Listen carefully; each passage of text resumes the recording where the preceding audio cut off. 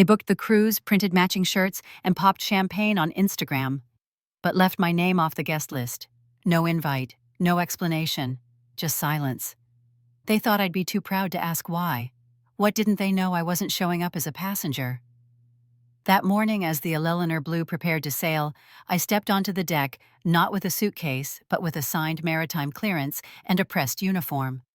When the chief officer turned, saluted, and said, "Welcome aboard, Captain," I smiled for the first time in years. This isn't a revenge story. This is what happens when the outcast takes the helm. Stay with me. You won't believe what happened next. The first sound was the low hum of the refrigerator. The second, the steady thrum of rain tapping the kitchen skylight. The third woke her. It was 3:12 a.m. when Elena Harper stirred. She didn't need the clock to tell her. She'd woken at this exact hour too many times: deployment nights, emergency drills, those phantom waves of dread that sometimes still washed over her like ghost tides. But tonight, it wasn't her body waking her. It was a voice. She didn't move right away. Years in the Navy had trained her to stay still before reacting. She kept her breathing even, her eyes half-lidded, listening. It was Nate. Her husband's voice muffled cautious traveling in snippets through the hallway. "She won't see it coming." A pause. "Just get the paperwork ready." She blinked. Something in her chest folded in on itself, not quite pain, not yet. The phrase repeated in her mind like an echo on a sonar screen. She won't see it coming. For a few moments, she stayed there in bed, motionless, under the heavy quilt, pulse calm, like a diver beneath pressure. He was likely in the kitchen. The way the sound carried meant he had the balcony door cracked open. He always stepped outside for late-night calls. He thought it made him subtle. It made him predictable. She sat up slowly and pressed her feet to the cold wood floor. Her first instinct was denial. Maybe it was work. He was a contracts analyst for a private logistics firm. Paperwork was part of his daily vocabulary. But something about his tone, low measured, like someone orchestrating a withdrawal, a retreat. She walked down the hall barefoot, deliberately stepping where the floor didn't creak. As she passed his office, she noted the faint glow of the laptop screen still on. A spreadsheet is open. Red highlights. The balcony curtain swayed lightly in the salt breeze. She didn't open it. She just stood by the doorway, close enough to hear without being seen. "I've got it timed out," Nate was saying. "The forms go through Wednesday. She won't contest. She's not the confrontational type." Wednesday. Elena blinked again. That was her birthday. He was filing for divorce on her birthday. The breath that left her chest was silent but sharp, like a pressure valve releasing. Not from heartbreak, not yet. From clarity. From the sudden understanding that a war was being waged against her, and she hadn't even known she'd been drafted into it. She backed away from the curtain step by careful step. Back down the hall past the photos from their wedding in Cape Cod, the ones she used to love, until she realized she wasn't smiling in most of them. She reached the bedroom and shut the door softly. No confrontation, no accusation. Instead, she opened the drawer of her nightstand, pulled out a small black notebook, military-issued, battered edges, pages lined with her precise handwriting. Deployment schedules, medical records, code reminders. She wrote one line, 3:12 a.m. Nate on balcony. She won't see it coming. Paperwork, Wednesday. Then she flipped to a new page and titled it, Phase 0 Observation. The next day, nothing was different on the surface. Nate made his coffee with oat milk and cinnamon like he always did. He kissed her cheek distractedly. He asked if she wanted sushi Friday night. He smiled, the kind of smile you give someone right before pushing them off a cliff. Elena smiled back. She nodded, and then she began to watch. Not in paranoia, in protocol. She noted how he double-locked his phone now. Face ID and thumbprint. She noted the hidden folder app. She noted the way he deleted call logs by noon every day, but not browser history too obvious. She observed his schedule shifts, how he started staying later at the gym. He checked the mailbox obsessively, but left the envelopes unopened. At night, she lay in bed beside him and counted the distance between their shoulders. She didn't sleep much, but she didn't mind. Sleep had never protected her the way vigilance did. On Tuesday night, she went out to the garage while he showered and found his briefcase slightly ajar. Inside a manila envelope with a folded copy of her birth certificate, bank statements from their joint account, and a draft letter addressed to a divorce attorney in Savannah. Subject line: Preliminary Asset Division. No signature, no apology, no acknowledgement of the irony that he would sign her away the day she was born into this world. Elena didn't cry. Instead, she tucked everything back into place, zipped up the case, and turned off the garage light. Wednesday was coming. But she wasn't walking into it blind anymore. She'd spent a decade studying battle readiness evacuation drills and worst-case scenarios. Now she would study Nate. And in the quiet space between betrayal and reaction, she began something he never expected: preparation. By Thursday morning, Elena already knew how to smile without letting it reach her eyes. She stirred the coffee slowly, no sugar, no milk, just black the way she liked it, and watched Nate scroll his phone across the kitchen island. He looked up only once to say, "Hey, I might be late today." Morning call ran long. "Sure," she replied, keeping her tone light. "Everything okay?" He nodded too fast. "Yeah, just some tax prep stuff. Boring. Tax prep." He offered her a quick kiss on the forehead, too quick for her to read anything in it, and disappeared out the door. The front door closed with a satisfying finality, and she stood in the kitchen, hands still curled around her mug. Something about that word tax unlocked a memory. Back in her deployment years, they used to joke that financial irregularities were just military code for someone's hiding something. And this week, Elena had learned that nothing about Nate was random. So she went back to her laptop. She hadn't checked their joint accounts in months. Nate had always handled the bills. She'd let him because trust was her default, because she'd assumed he'd never weaponize silence. She logged in. The first thing she noticed was that the account name had changed. It used to say Harper Household, Joint 2016. Now it simply said NH Consulting Discretionary. She blinked. Consulting. She dug deeper. Over the last 45 days, there were 5 separate transfers, all under $9,000, to an entity called Doral Management Services. She Googled it. No website. Just a line in a legal registry in Delaware and a disconnected phone number. The amounts were just small enough to avoid standard flags for review. If she hadn't known what to look for, she might have missed it entirely. But she had seen this kind of laundering before back in her days reviewing procurement audits for military contractors overseas. And Nate couldn't spell procurement if you spotted him 3 vowels.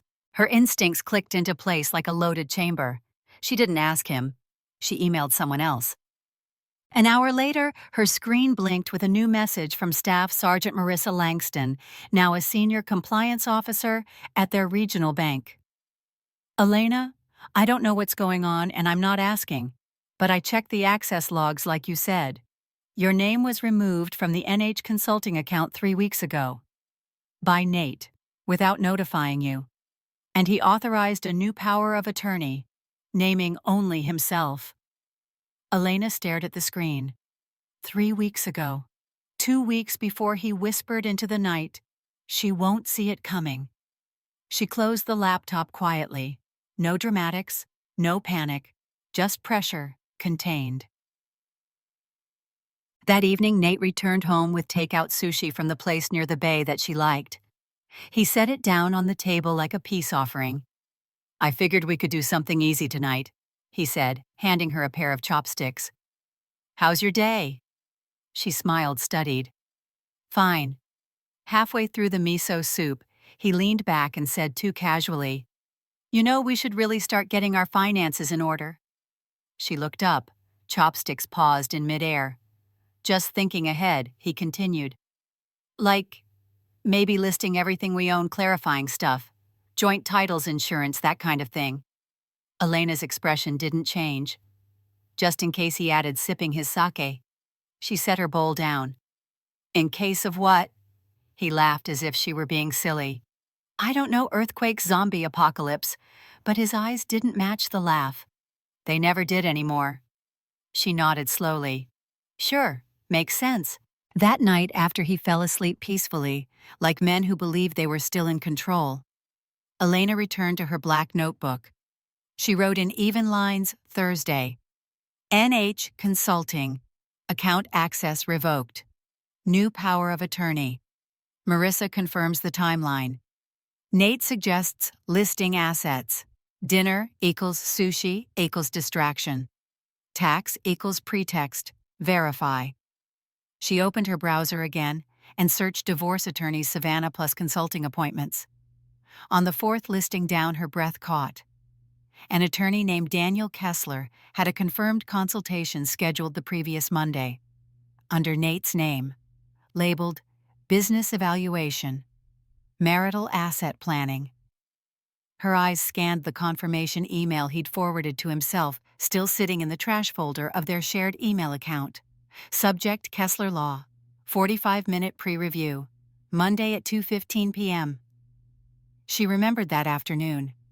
He told her he was seeing a CPA about end-of-year projections. He'd even brought home a branded pen that said Millstone Accounting, and now the mask was starting to slip. Nate didn't just want out. He wanted out clean, profitable, and with her, none the wiser. But she was none the wiser anymore. She didn't throw the laptop. She didn't text Marissa again. She didn't scream into the void. Instead, she poured herself a glass of water, sat at the dining table, and stared at the 2 takeout containers still sitting on the counter. One of them, his, still had food inside. Hers was empty. She'd been consuming everything thinking it was nourishment, only to realize now it was a setup.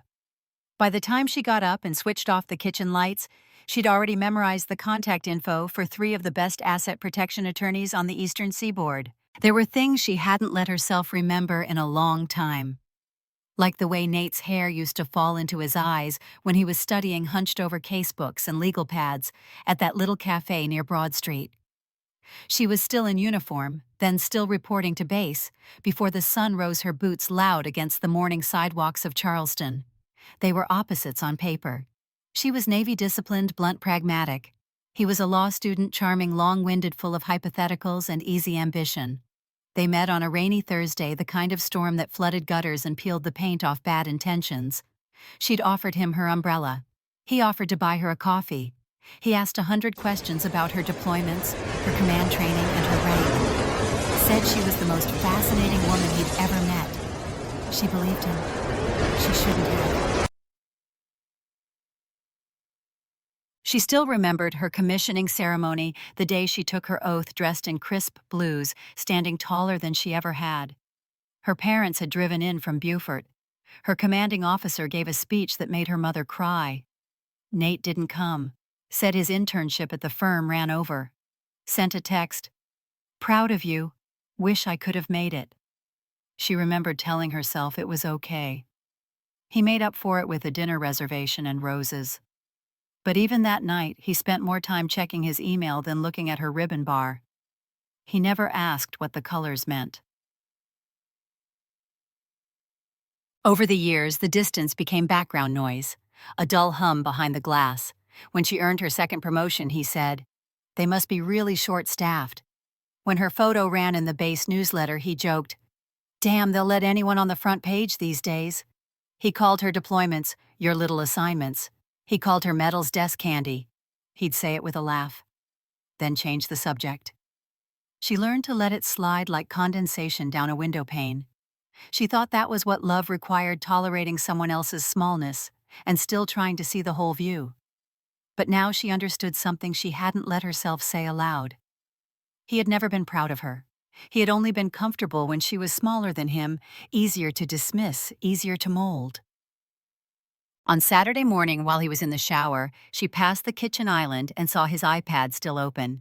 She hadn't meant to look, but a message preview flashed across the screen. Sender G. Hamilton message. "Just make sure she doesn't get the beach house. She's too proud to fight." She stared at it, unblinking. The silence inside her was complete, like the dead calm before a hurricane. The beach house. Her mother's house. The only place she ever felt like she could breathe wild vines climbing the porch, the scent of salt-soaked wood, the attic that still held her childhood sketchbooks. It had been in her family for 3 generations. When her mother died, the property passed jointly to Elena and her aunt. 6 months later, the aunt signed over her share, quietly, privately, out of respect. Elena had gone to the county office and updated the deed in person. She remembered the cold plastic chair, the pen that didn't work, the clerk who'd smiled when handing her the stamped copy. She never told Nate. He thought it was still co-owned. He thought he could sell it, hide it, weaponize it. And now he was texting someone about it, confident enough to say she'd never fight for it. She was too proud to fight. She picked up the iPad, opened the full message thread. There were 7 emails exchanged between Nate and Gregory Hamilton, a divorce attorney based in Bluffton. Phrases like asset positioning, equitability strategy, and emotional soft spots leapt off the screen.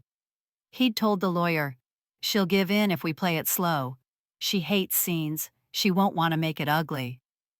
He didn't understand something crucial. Pride hadn't kept her from fighting. She just hadn't known she was at war. Later that evening, as he poured wine and lit candles, she pretended not to see the folder half hidden on his desk labeled Preliminary Division. He was still wearing the same smile he used to wear when he won arguments by changing definitions mid-sentence. He was still performing love like it was a stage role. She excused herself quietly, locked the bathroom door, sat on the edge of the tub, and opened her black notebook. Saturday. Message on iPad. Greg Hamilton, attorney. Just make sure she doesn't get the beach house. Beach house equals deed transfer confirmed under my name. Nate unaware. She added a small underline beneath that last word. Unaware. She stared at it for a long time. Then she flipped back to an earlier page and began mapping her own divisions, not of assets, but of truths. Things he doesn't know. Things he'll never touch again. Things she will not lose. She didn't cry. She didn't rage. She folded the notebook shut and stared at herself in the mirror. And for the first time in a long time, she didn't see a woman who had to shrink to be loved. She saw a woman who remembered exactly who she was before someone else started editing her story. And this time, she would be the one writing the ending. Elena didn't cry. She sat at the edge of the bed for exactly 4 minutes after reading the message about the beach house, then stood up, walked to the hallway closet, and pulled down a navy blue binder with a silver crest embossed on its spine. She hadn't touched it in years. Inside were the remnants of a life most people never saw. Honorable discharge papers, deployment tax exemptions, 2 service commendations, and a financial portfolio she'd quietly managed since she was 24. Nate had never asked about it, and she'd never offered, not out of secrecy, but because it was the only thing that still felt like hers. Now it was more than hers. It was her lifeblood. She spent the next 3 days playing her role perfectly. She packed his lunch, laughed at his jokes. He feigned interest when he mentioned a new espresso machine for the guest suite. She even let him touch her lower back again when passing behind her in the kitchen. But each night when he fell asleep, she worked under the glow of her bedside lamp, pulling records, updating logins, scanning legal documents. There was no panic in her movement, only precision. On Wednesday morning, she slipped out before sunrise and drove to a quiet office suite tucked behind a row of oak trees near the marina. The receptionist offered her chamomile tea. She declined. When Clara Jordan entered the room, she recognized her instantly, a former JAG Corps, now one of the most sought-after military-aligned divorce attorneys on the East Coast. Clara didn't offer pity, just a quiet nod of respect. "You waited?" Clara said, sitting down. "I observed," Elena replied. Clara opened the folder Elena handed her. 30 pages neatly labeled. Account numbers, transaction histories, screenshots, email headers. After 15 minutes of silence, Clara closed the folder. "You're not leaving the marriage," she said evenly. "You're protecting yourself from a sinking ship." Elena didn't blink. "That's the only kind worth abandoning." They spoke for over an hour about tactical filings, property claims, and individual retirement accounts. Clara outlined a plan in her notebook, with the cool detachment of someone who'd helped dozens of women walk out of burning homes with everything that mattered still intact. By noon, Elena had reopened her personal retirement accounts untouched, since she merged her finances with Nate's 8 years ago. She'd filed a temporary property hold on their downtown condo to prevent any unauthorized refinancing. She also established something new, a private trust fund under her full legal name, Elena Marie Harper, for asset protection and long-term security. She didn't use her married signature. She used her old one, the one she hadn't written since her commissioning. It felt like oxygen. That afternoon, Elena sat on the porch of the beach house. The wind carried salt through the screens and scattered her thoughts like sand. She stood and walked barefoot into the upstairs bedroom. Her mother's old sewing room now filled with stacked boxes of Nate's summer gear, golf shoes, monogrammed towels, bourbon-tasting kits. She took a deep breath. Then she opened her laptop, pulled up the documents Clara had drafted, and made one final decision. The beach house would not be an asset in a war he intended to win through erosion. She was taking it off the board altogether. 2 days later, the transfer was complete. The Harper Beach Foundation was now the legal owner of 112 Gull Point Lane, a nonprofit organization focused on youth coastal education and veteran teen mentorship. The house would be preserved, protected, and alive with kids who needed it more than he ever did. It was Elena's last gift to the version of herself who used to believe home was something you had to fight for. Sometimes she thought you don't win by holding on. You win by letting go strategically, quietly, with grace sharpened into steel. That night, Nate breezed through the door with a smile. "You'll never believe who I ran into, Paul Reinhardt. You remember Paul?" She nodded, stirring pasta on the stove. "Of course. Anyway, he's talking about buying a coastal property for investment. I told him about Gull Point, said we might be looking to sell soon." Elena didn't flinch. "That's premature," she said calmly, spooning sauce onto the noodles. "The deed has changed." He paused. "What?" She turned, handed him his plate. "I transferred it. It's no longer ours." He stared at her, blinking. "What are you talking about?" She met his gaze. "It's not marital property anymore. It's not personal property either. It's protected. It belongs to someone who'll never use it for leverage." He didn't speak for a long time. Then he forced a laugh. "You're bluffing." "Check the public records," she said quietly. "They update by 4 p.m. He didn't finish his dinner. She did. Later that night, as he paced the hallway pretending to be on a call, she sat in the armchair by the window and wrote in her black notebook, Friday. "Trusts active. The retirement fund reopened. Property is held in place. Gull Point transferred to HBF. Nate was unaware until 6:47 p.m. Response: disbelief, denial, silence." She closed the notebook. Then she opened her calendar and highlighted April 5th, the date Clara had circled in red. It wasn't a court date. It wasn't even a filing deadline. It was her birthday. And now it would mark the day she stopped waiting to be protected because she protected herself. The house was quiet when she got home. Not peaceful, just too quiet. The kind that hides orchestration behind calm. The dining table had been set with gold-rimmed plates and long-stemmed flutes. A single candle flickered next to a cake box she didn't recognize. He was already in the kitchen, still in slacks and a dress shirt sleeves rolled halfway, like he wanted to look effortlessly thoughtful. "Happy birthday, Lainey," Nate said, kissing her on the cheek. Lainey! He hadn't called her that in years, not since before she deployed to Bahrain. She forced a small smile and walked past him, placing her bag in the hallway. The moment she touched her phone, it buzzed. Clara Jordan, final packet enclosed. "Happy rebirthday, Elena." I timed it right. She didn't reply, just held her breath and pressed her screen to sleep. By 7:34, guests had arrived. 2 of Nate's colleagues, one of their old neighbors, and a woman Elena didn't recognize. Tall red lips, the kind of confidence that announces itself like a warning.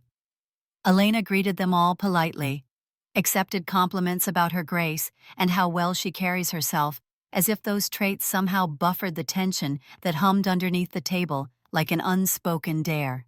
Nate poured the wine, laughed louder than necessary, told the story again about the time Elena got them out of a speeding ticket by quoting maritime law. She smiled, because that night he'd called her aggressive for doing it. They made small talk, talked about real estate, the state of the Navy. Someone mentioned the beach house. Elena just sipped her drink and glanced at the clock. 8:21 p.m. She reached down beneath the tablecloth and opened her phone under the napkin. The documents were there. Her name is across the header in bold serif. Petition for dissolution of marriage. Elena M. Harper v. Nathaniel C. Harper. Filed March 22nd, 2 weeks ago. Signed, stamped, stored. Waiting for this exact moment. Dessert was served. Vanilla cake with a marzipan compass on top, his idea of a clever nod to her Navy past. The symbolism was almost cruel in its irony. Nate stood, tapped his glass lightly, and raised it toward her. To my wife, he began, voice rich like a courtroom closing statement. To Elena, who is brave, sharp, a little scary, sometimes he chuckled, but above all, mine. May this next chapter bring us clarity, and maybe a few fewer spreadsheets. Laughter followed. She raised her glass. Didn't sip. His gaze lingered for a second too long. Then he reached under the table and pulled out a white envelope folded like a financial memo. For you, he said. It's not diamonds, but I thought you might appreciate something foundational. She accepted it with both hands, paused, slid her finger under the seal, opened it without ceremony. Inside was a thick document. Clean margins, summons, filing information. Petition for divorce, initiated by Nathaniel C. Harper. Date, April 5th, her birthday. Reason, irreconcilable differences. The others were still chatting, oblivious. Elena folded the document neatly, placed it back in the envelope, and rested her hands on top. Then she looked up at him and smiled, not with anger, not even bitterness, just calm, measured, whole. I've already signed mine, she said, her voice silk over stone. Nate's smile twitched. What? She tilted her head slightly. 2 weeks ago. You'll find the date stamped in the upper corner, March 22nd, filed through Jordan and Langston. He blinked. Elena continued. You were right, Nate. I don't like scenes, but I do believe in clean exits. He looked down at the envelope in her hands, then back at her.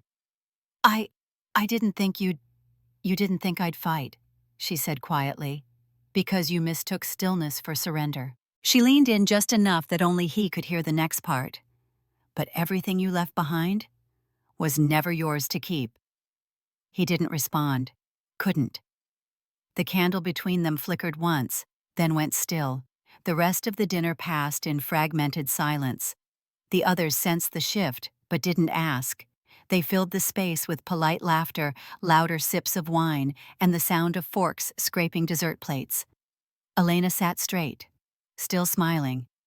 But inside, something had moved. Not just broken, but realigned. When the last guest left, Nate closed the door behind them and turned toward her. You planned this, he said flatly. You waited to embarrass me. She shook her head. I didn't wait to embarrass you. I waited to reclaim myself. That's not the same thing. He opened his mouth, but nothing came. Elena picked up her coat, walked to the front door, and paused only once to glance at the compass cake. A circle is made to symbolize guidance and direction. The irony made her chest ache with something between sorrow and relief.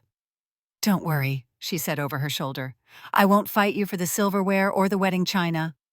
Then she stepped into the night, where her name was her own again, and her silence had finally finished speaking. The first call came on a Thursday morning, just after Elena returned from her walk. It was short, measured. Hi, this is Officer Mitchell from the Federal Financial Compliance Office. We've received a corroborating tip related to an offshore consultancy linked to your former joint filings. We're not accusing you of anything, Ms. Harper, just letting you know we may be in touch. Elena sipped her coffee and nodded, even though the officer couldn't see. Of course, she replied. Happy to help however I can. She hung up, opened her drawer, pulled out a folder. Inside, a single sticky note written in Clara's precise, looping script. Filed anonymous financial misconduct. March 29th. Let the wind carry it from here. Elena closed the drawer and finished her coffee. Later that afternoon, Nate showed up. No warning, no text. Just the sound of his knock, too hard, too fast, like someone pounding on the edge of control. She didn't open the screen door, just pulled back the curtain. His jaw was tight, hair unkempt, the sleeves of his shirt wrinkled collar crooked. "Elena," he said through the mesh. "Open the door." She didn't. "I know what you did," he snapped. Still, she didn't move. "I'm being audited," he said louder. "The account in Belize. You told them." She stepped out onto the porch, calm as moonlight. "I didn't tell them anything," she said. "But maybe someone else connected the dots." His eyes narrowed. "Clara. She files things," Elena said coolly. "That's her job." "You want me ruined?" he barked. "Is that it?" "No," she replied, crossing her arms. "I want you accountable." He stepped forward. The screen door creaked under his hand. "You think you can just walk away, make your little foundation moves and look like the good guy?" Elena raised an eyebrow. "You mean the Harper Beach Foundation?" He stiffened. "It's been around for 6 weeks now. The bylaws are public. My name is on the founding board. So yes, I can walk away, Nate. I just decided to leave with something meaningful." His hands curled into fists. "You're not who I married." She tilted her head. "No," she said. "But I'm exactly who I was before you convinced me to shrink." Oh. He didn't stay long. When he left his car, tires skidded slightly in the gravel. Elena waited until the sound faded, then walked inside. She wasn't angry. Not anymore. It was like watching a tree rot from the inside. Eventually, it just split. By the weekend, it started to spread. A text from Aaron, an old mutual friend. "Hey, just saw your name on the foundation. Didn't know you were still doing work down there. Happy for you." A second message from an old Navy contact. "Some consultancy called HNR Solutions is under a fraud audit. Didn't your ex work for them?" Elena didn't reply. Not yet. She just watched as the dominoes continued falling in neat, quiet lines. It was Sunday night when the final piece clicked into place. A knock at the door. This time it was light, hesitant. She opened it. Ilya stood there, Nate's not-so-secret secret. Her hair pulled into a loose braid, makeup barely applied. She looked younger this way, and strangely, smaller. "I'm not here to fight," she said quickly. Elena didn't speak. Ilya took a breath. "I'm done with him." Still, Elena waited. "He told me you were unstable," Ilya continued, "that you'd left him, that you never understood his work. But now, I see it.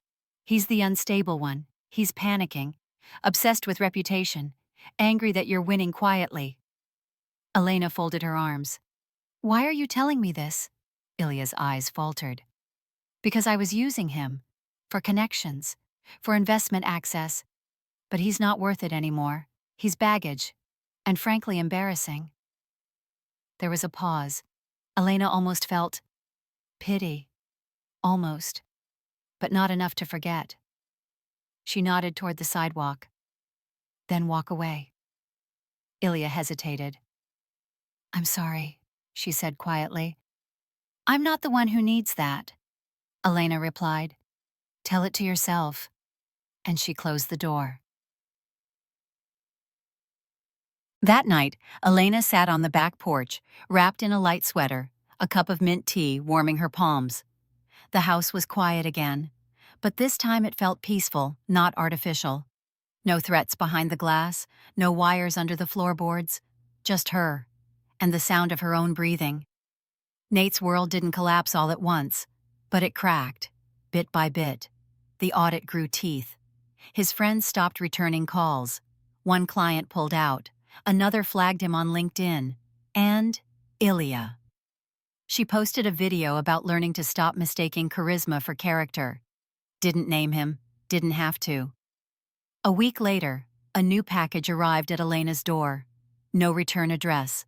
Inside a single legal folder containing the updated divorce filings.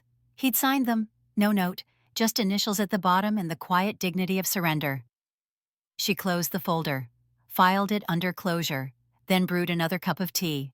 The box was labeled in her mother's handwriting. Just one word, keep. It had been sitting in the upstairs closet for almost 2 years. Elena hadn't touched it, not after the funeral, not during the move, not even when Nate had suggested they just donate the old stuff, no point in clinging to dust. But this Saturday, with sunlight pooling gently through the kitchen window and the beach breeze carrying the scent of magnolia across the porch, she opened it. The cardboard creaked like it remembered too much. Inside pressed linens, a brooch shaped like a lighthouse, handwritten recipes stained with time, and tucked beneath a folded scarf, her mother's journal, brown leather, weather-worn edges, the elastic band still taut after all these years. Elena sat down on the floor, cross-legged, palms steady, and read. Her mother had been many things: careful, elegant at times, overly polite to the point of erasure.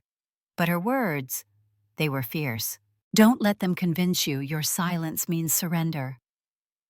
Elena closed the book and held it to her chest. That single sentence stayed with her. It followed her into the study, into her quiet hours, into her final draft of the letter she'd been holding on to for months. To the Naval Reserve Command Office. After years of service, it is with gratitude and clarity that I resign my commission from the Reserve Forces. Not out of bitterness, but because I have finished the work I needed to do in uniform. I have served, endured, and adapted. Now I will build differently. Not with defense, but with direction. Elena Harper, Petty Officer First Class. Retu, she printed it, folded it once, and let herself cry not for the ending, but for how long it had taken her to admit it was time. The next day she wore jeans and a plain white t-shirt as she stepped into the youth center for the first time. A former fire station turned nonprofit. The space buzzed with energy, teenagers sketching plans for solar ovens, younger kids tracing coastlines with their fingers on a giant wall map. The director, a soft-spoken woman named Renee, gave her a warm tour. "No one here knows your history," Renee said gently. "But they don't need to. They'll see you show up. That's what they remember." Elena nodded. There was a satisfaction in starting over, not from scratch, but from truth. That evening she checked her inbox. 3 unread messages. 1 spam. 1 from her cousin in Vermont. And 1 from a familiar name she hadn't seen in weeks. Nathaniel Harper, subject: "One last talk." "Elena, I know I've lost every right to ask, but please, one conversation, just to explain." She didn't reply, didn't even hesitate. She moved the message to a folder labeled "Closed Chapters." Some things didn't deserve answers, only endings. Clara called the next morning. "Elena," she said, voice unusually buoyant. "You have a fan." Elena laughed softly. "Unless it's my mechanic, I'm not interested." Clara continued. "It's a producer from Modern Threshold. You know, that national podcast on financial advocacy. They're running a season on protecting yourself from high-control partners and long-tail divorce. They want your insight." Elena's breath caught. "They know my name?" she asked, cautious. "No. I gave them a version of your story anonymous. They're intrigued by how you shielded your finances, protected your assets without burning the whole world down. They think it could help people, especially women who don't know where to start." Elena looked out the window. A group of kids at the youth center was planting coastal grasses for erosion control. One of the girls, a quiet 12-year-old who reminded her of herself, waved shyly from across the fence. Elena waved back, then said, "I'll do it, but only if I can stay anonymous." Clara smiled. "I figured you'd say that." The interview was scheduled for the following week. Just her voice, just her words. She recorded from her living room with a soft lamp lit, and her mother's journal on the desk beside her. "I didn't see myself as brave," she told the host. "I just knew that if I didn't make moves in silence, I'd have nothing left when the noise came." The host asked how she knew where to begin. Elena paused. "My mom used to say, 'No one can take your roots if you learn to plant them deeper than fear.' So I didn't start with confrontation. I started with documentation. A will, a trust, a new password. A quiet plan. The host was quiet a moment, then said softly, "You're helping more people than you know." And for the first time, Elena believed it. By the end of the week, the old journal had found a new place on a shelf above her desk, right beside a photograph of the beach house. Not the house itself, but the new sign at its entrance, Harbor Shore Initiative. A home for resilience. A nod to legacy. A rewrite of meaning. That night, a girl from the center handed her a crumpled paper before heading home. It was a sketch, shaky lines, imperfect scale, but it was unmistakable. A lighthouse standing tall on a cliff. Underneath, in messy cursive, "Thank you for showing me I can still shine after the storm." Elena smiled. She folded the drawing, placed it beside the journal, then turned off the light. For the first time in years, she felt wholly seen. Not for what she survived, but for what she chose to build after. The call came just after sunset. Elena was folding laundry, nothing dramatic, just clean lines and warm fabric, the hum of a life, finally at ease. Outside her window, the marshes of Charleston shimmered gold under the falling light, and somewhere in the background, wind chimes tinkled from a neighbor's porch. Her phone buzzed once, then again. Then the screen lit up with a name she hadn't seen in weeks. Nathaniel Harper. She stared at it. No panic, no dread, just a strange stillness, like noticing a storm far out at sea, and knowing finally it can't touch you anymore. She let it ring. Then without thinking too hard, she answered. "Hello?" A pause. "Elena," he said, his voice rough, too smooth to be natural, too brittle to hold. "Didn't think you'd pick up." She didn't reply. He began again, then shifted tones like changing suits. "I wanted to understand. You really think you're better than me now?" Elena blinked, not from surprise, but from how tired the question felt. "No," she said, her voice even. "I don't think I'm better. Just freer. And that terrifies you." There was a silence, the kind you feel more than hear. She imagined him pacing his expensive watch, his furrowed brow, the glass of something in his hand, meant to look casual, but used to anchor nerves. "You think you're noble," he said, "turning your back on a marriage like this?" "I didn't turn my back on anything," she replied. "I just stopped pretending there was still something to turn toward." His breath caught. And then, like always, he tried the oldest trick he had. Guilt. "You used to believe in us," he said. "You wore that ring like it meant something. You said I was your family." "And you were," she said gently. "Until you turned partnership into possession, until you mistook my quiet for weakness." "That's not fair." "No," she cut in. "What's not fair is filing for divorce on my birthday, hiding assets, using a fake consultancy to bleed us dry. What's not fair is rewriting our story to cast me as difficult, just because I stopped applauding your mediocrity." He went quiet. The kind of quiet that's not humility, but offense. "You always had to win, didn't you?" Elena took a slow breath. She looked down at the soft cotton shirt in her lap, the edges folded into neat thirds, her life newly reassembled. "No," she said, "I never had to win. I just needed peace. You had my loyalty. You used it. You lost it." He scoffed. A half laugh sharp like broken glass. "You think this makes you righteous?" She closed her eyes. This man, the years, the lies, the performance, all of it felt small now, like a costume that no longer fit, a language she no longer spoke. "I don't need to be righteous, Nate," she said calmly. "I just need to be done." He was still talking when she hit end call. She didn't listen to the rest, didn't give him another second of stage time in a story he no longer owned. She opened her contacts, scrolled down, tapped block caller, confirmed. No dramatic sigh, no emotional swell, just silence. The good kind. The next morning, she left her phone in the drawer. She brewed coffee slowly, wore her softest sweater, read through scholarship applications for the youth program. One girl wanted to be a marine biologist. Another had drawn a map of every coastal town she hoped to visit one day. No sadness in the ink, just ambition. Later, she walked to the post office and dropped off the last set of tax forms, one envelope addressed to her lawyer, another to her accountant. The final pieces of shared accounts formally split. No trace of Nate, no shared returns, no signature but her own. At the counter, the clerk smiled. Anything fragile? She shook her head. No, it's already been handled. Died. That night, she sat by the water behind her home and watched the tide come in. There were no words left to say, no battles to wage, just the quiet power of release. She reached into her coat pocket and pulled out a folded piece of paper, the resignation letter from the reserves. She hadn't burned it or buried it, just carried it once in a while to remind herself, you don't need to fight to prove your strength.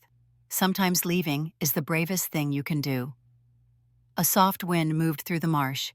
She let it carry the rest, and then she walked back inside. Light on, door closed, life intact. She was done surviving him, and just beginning to live herself. The room was quiet, but not in the way empty spaces are. It was the kind of quiet that happens right before someone says something they've waited a lifetime to say, and the kind of silence where everyone knows they should listen. Elena Harper stood behind the podium, her hands gently folded, a navy blazer pressed sharp across her shoulders. She didn't wear medals.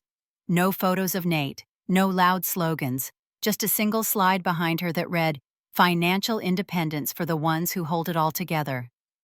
It had been 1 year, 12 months since she blocked his number, since she walked away without fire, without spectacle, since she chose a different kind of survival, the quiet kind, where you wake up each day and build a life from the inside out. Now she ran a nonprofit. Anchor and Rise was a financial education initiative for military spouses, especially those who had spent years holding down households, schedules, deployments, and dreams deferred. She taught them how to read financial statements, protect joint accounts, recognize economic abuse, and draft escape plans, not from panic, but from purpose. She'd partnered with base programs across the Southeast, delivered workshops on everything from credit literacy to divorce law, spoke at women's shelters, wrote grants, stayed up late with spreadsheets and receipts and scar tissue.